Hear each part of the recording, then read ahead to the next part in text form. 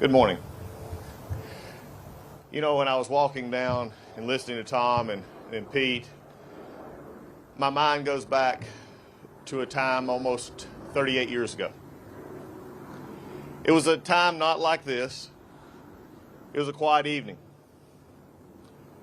And a young Hill intern who had nothing to do that night said, I want to go by and see the wall.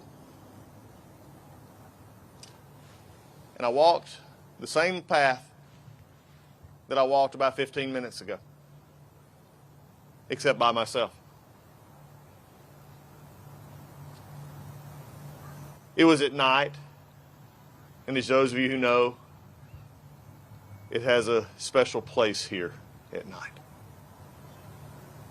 Something begins to speak to you. And as you walk by, you could feel the presence. We have many of you who have served in Vietnam. Some of our Medal of Honor recipients and soon to be are those who served in wars like myself and Pete in a faraway place called Iraq. But on that night, I had no idea what my future held. But I could hear the voices of this wall.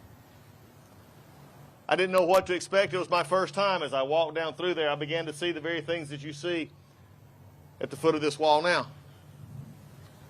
I stopped to read the letters. I noticed the note from a young girl that said, Dad, I miss you. I wish I could tell you. I see packs of cigarettes. Yeah, even a beer can. But as I continue to walk down, I also notice flags, flowers, pictures, poems, and letters. It was at that moment it began even more in me as a young child who I go back another 15 years was watching on TV a war that I didn't really understand to be too young, but I did understand what it looked like, and I understood when they scrolled the names, and I understood when they talked about problems far away from my little home in Gainesville, Georgia. You see, when you begin to put things together, it leads you from your past to your future. Last year was 50 years of us leaving Vietnam. I choose not to look at it as 50 years of remembrance that we have. I now choose to look at this next year as an eternity of looking forward and taking the lessons that were given to us. The lessons of sacrifice and love.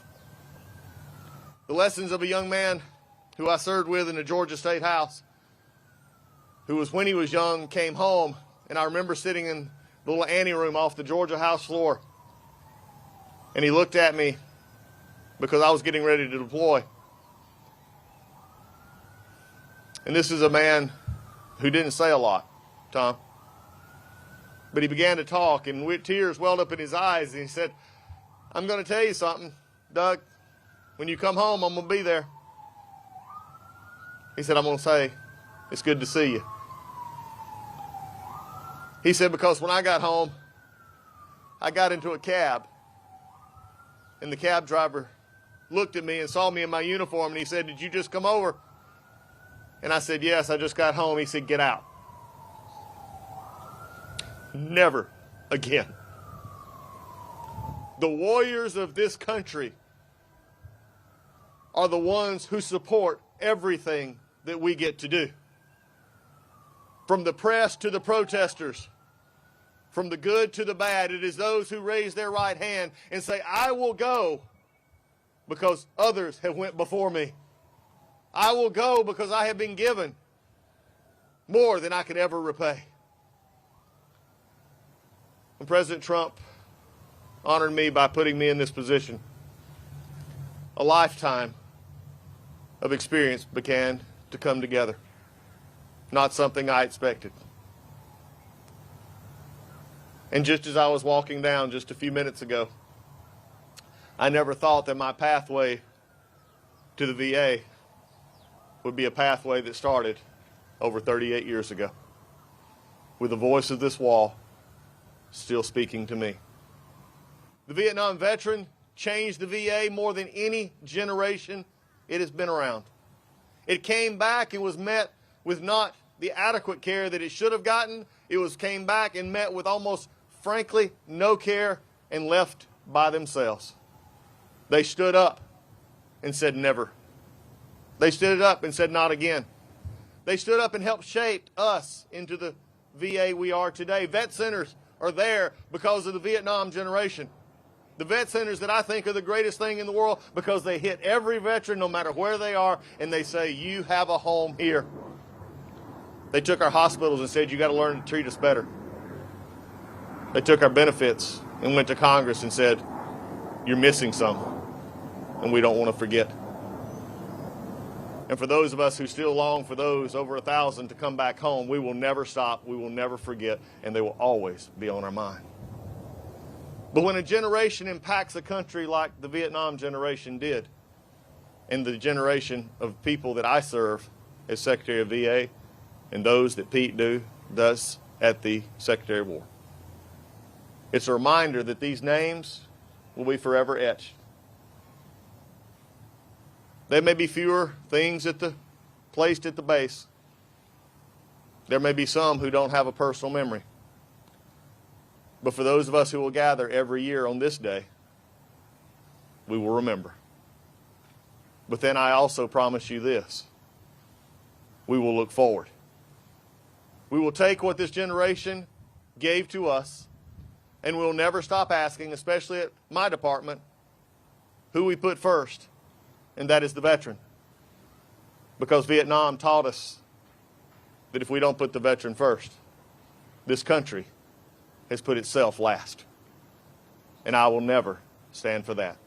And those who are gathered here and those that are walking by today, hear my voice clearly. From this president on down, there's a solemn meaning to the word service. There's a solemn meaning to the word sacrifice. And we will never forget. But we will look forward.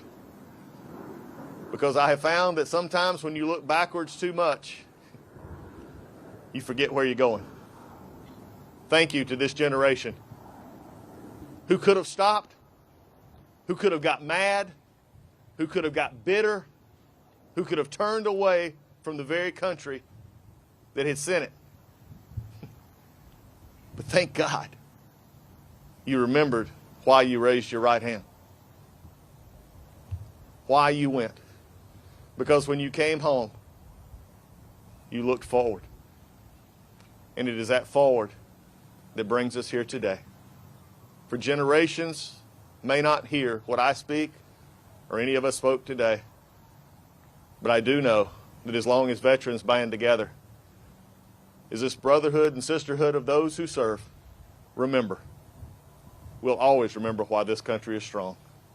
We'll always remember why we are the light of the world, because we treat those who serve us as they should be treated. Veterans first is simply our guiding principle at the VA. But for those of you who didn't hear it, for those of you who had to suffer through it, for those of you who had to take your pain and turn it into positive for those that came after, all I'll have to say is on this day, again, as all others, welcome home, and God bless you.